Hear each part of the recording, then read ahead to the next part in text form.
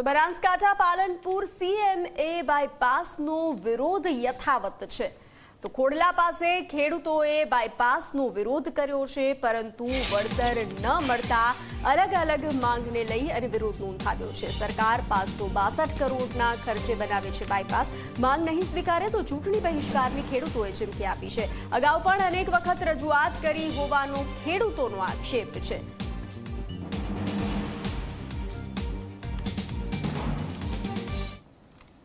આપણી સાથે 15 જેટલા ગામોના ખેડૂતો છે જેઓ વિરોધ કરી રહ્યા છે, તેમની સાથે વાત કરીશું। સરકાર દ્વારા એક મહત્વનો પ્રોજેક્ટ છે, ટ્રાફિક સમસ્યા દૂર થાય તેના માટે ગઈકાલે ખાતમુહૂર્ત કર્યું છે। 562 કરોડ રૂપિયા ખર્ચ કરવામાં આવ્યા છે। કઈ બાબતને લઈને આજે ખેડૂતો એકત્રિત થયા છે અને વિરોધ કરી રહ્યા છે?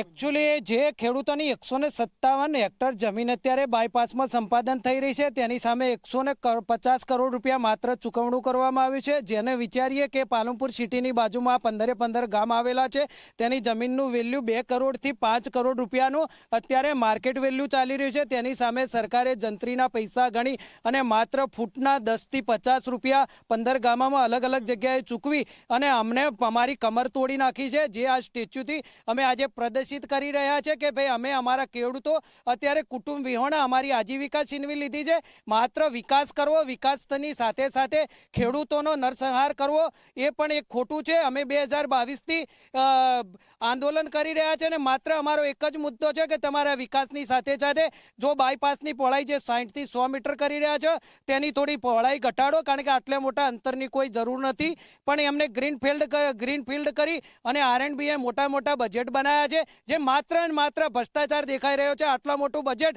જ્યારે 157 હેક્ટર જમીન સામે 150 કરોડ રૂપિયા ચૂકવવાના અને બીજી બાંધકામ માટે 400 કરોડ રૂપિયાનું સરકારે બજેટ કરેલું છે। એટલે આ માત્ર ને માત્ર નીચેથી ઉપર લેવલ સુધી આની ટકાવારી જાય છે, દેખાઈ આવે છે અને ખેડૂતોને મારી નાખ્યા છે। ખેડૂતો અત્યારે કોઈ આજુબાજુના 100 કિલોમીટરના એરિયામાં અમારે જેને કરોડ રૂપિયા આવ્યા છે એ પણ એક વીઘો જમીન લઈ શકે નથી, તો ખેડૂત જશે કયો? અમારી એ માંગ છે અને અમે વારંવાર કીધું હતું કે ભાઈ માર્કેટ પ્રાઇસથી અમને પૈસા આપો અને તમે વિકાસ કરો, અમને અમારો વિકાસ પણ તમે રૂંધણી મત નાખો।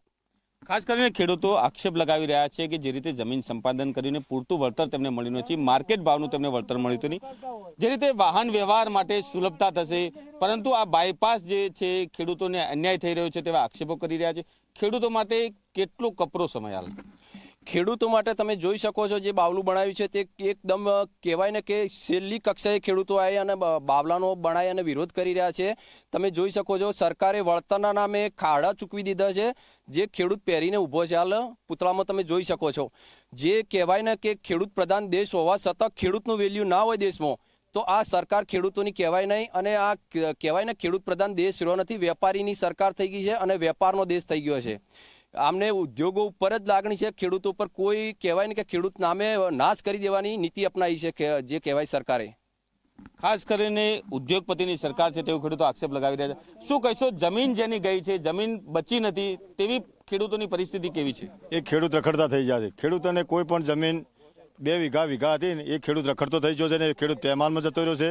એને કોઈ પણ એના બાળ બચ્ચા અને કઈ રીતે એનું ગુજરાન ચલાવવું એની કોઈ શક્યતા જ નથી, અને કઈ રીતે જવું અને કઈ રીતે એમને જમીન ખરીદી, અને કોઈ પૈસા વગર શું જમીન ખરીદે, કોઈ ભાવ ચૂકવવાનો નથી।